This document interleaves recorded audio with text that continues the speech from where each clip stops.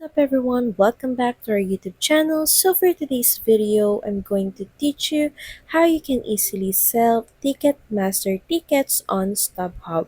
So here's how you can easily sell Ticketmaster tickets on StubHub. So just head over to the StubHub website and from here, just log into your account. Next, select the artist of the event ticket you're going to sell.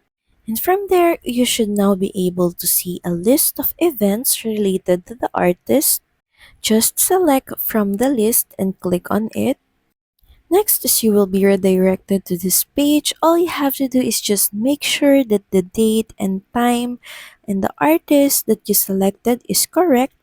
Next is you just have to select the quantity of the tickets that you're going to sell. Then once done, just press on continue. And from here, you will be asked what type of tickets are you listing, and from the list, just make sure that you choose mobile transfer. Then just fill out your seat information such as the section, row, first seat, and last seat.